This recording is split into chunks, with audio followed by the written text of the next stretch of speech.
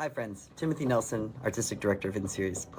As you probably know, we're in the midst of performances of a production that's very special to our organization called The Promised End, which blends Verdi's Requiem and Shakespeare's play King Lear. It's part of the Shakespeare Everywhere Festival. In the weeks leading up to our opening night performance, which was in November, I made a series of lean-in videos to explain more about the piece, how it's constructed, the various pieces that combine to make the piece. We've now opened the show and we've made a wonderful video of the performance that we'll be releasing later on InVision, our streaming platform. But I wanted to give you a sneak peek of that video and introduce to you my favorite scene from The Promised End, which combines one of my favorite moments from the Verdi Requiem and certainly my favorite scene from Shakespeare's play King Lear. In this scene, which comes from Act 4, we see Cordelia, King Lear's daughter, wake up her father after he's gone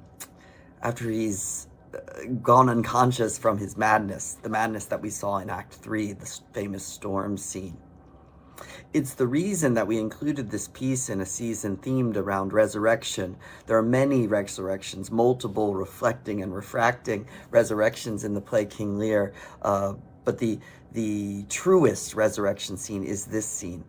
It's a scene which is very special to me personally because when I was just in undergrad, I had a serious car accident and was on crutches for about 4 years of my life. And during that period, I took my first Shakespeare text class, an acting class for Shakespeare. And the teacher of this class had to find scenes for me from Shakespeare's opus that didn't require any movement because I was limited in my mobility. So I got to place older characters like Pericles and like King Lear and did this scene in which King Lear is just awoken from his sleep, his slumber, and stays in bed. If you know anything about Shakespeare's plays, Act 4 is the pivotal act. It's the act where transfiguration happens. That is very much the case in King Lear, where we get multiple scenes of transfiguration, transcendence, and transformation. For instance, we get the scene of Gloucester and his son Edgar, the blind Gloucester and his son Edgar, who's unbeknownst to Gloucester, been leading him to the cliffs, pretend that they're on the cliff and has his father jump off the cliff, but he's really, of course, just jumping from flat ground to flat ground. But in this scene, as Marjorie Garber says, that would otherwise be ridiculous, in the words of Shakespeare, it becomes sublime. There's also the scene where the blind Gloucester meets the mad Lear on the heath, and these two men find the answer to their plots. In a way, the blind Gloucester can finally see what's been happening around him, and the mad Lear can kind of finally understand what he's given up and why he's given it up. And then comes this scene in which the king is awoken from his madness. It's a scene that's full of second chances, grace, forgiveness. It is also full of a language that is Shakespeare at his most poetic and is most beautiful. We combine it in The Promised End with the Agnus Dei, one of the shorter movements from the piece that comes near the end of the Requiem. And as you'll see in this clip, our actress playing Verdi, Cum Lear, narrates the scene of Cordelia awakening her father, while it is embodied by two performers, Elizabeth Mondragon and Brian Ariola. It is, as I said, my favorite moment in the show, and I hope that you enjoy this scene. How dost the king?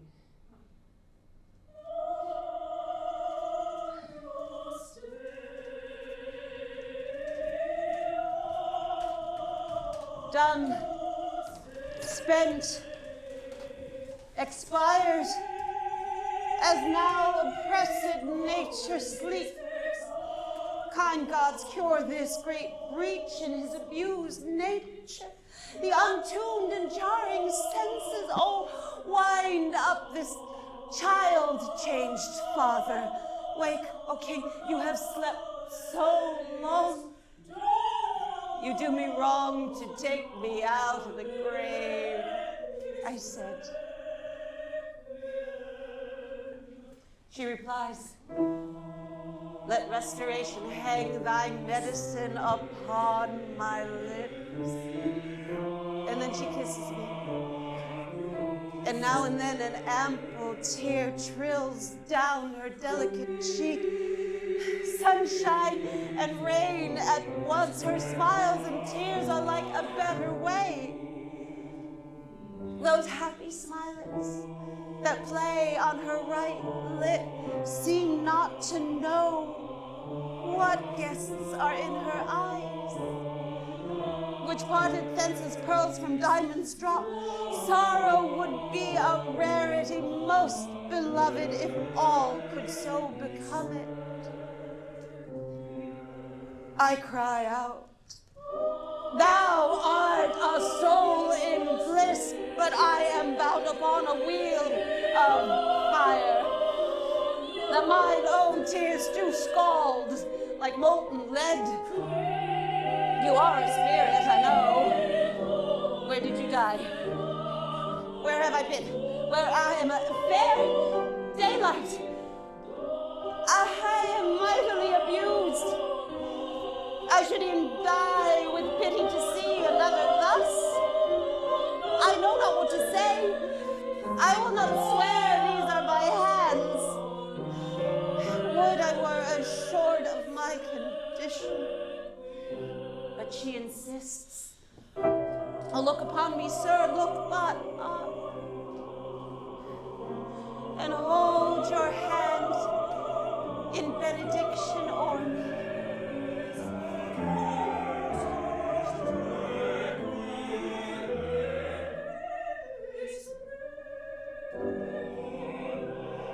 "Pray do not mock me," I say.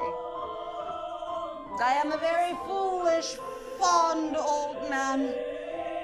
And to deal plainly, I fear I am not in my perfect mind. Methinks I should know you all, and yet I am mainly ignorant of what this place is, and all the skill I have remembers not these garments, nor know not where I did lodge last night. Do not laugh at me. Do not laugh at me."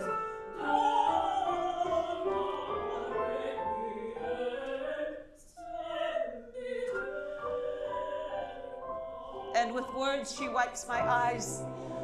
"Be your tears wet? Yes.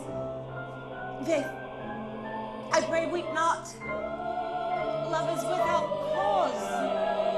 No cause. And my flawed heart twixt two extremes of passion, joy, and grief bursts smilingly. This is but a variant of resurrection. No cause. Her affirmation is itself a negation. Something can come of nothing. Love is not a matter of cause. Love is a bond that transcends rhetoric and law. It requires only expression, voice, and unvoiced.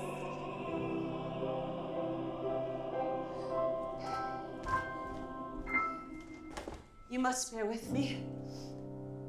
Pray you now forget and forgive.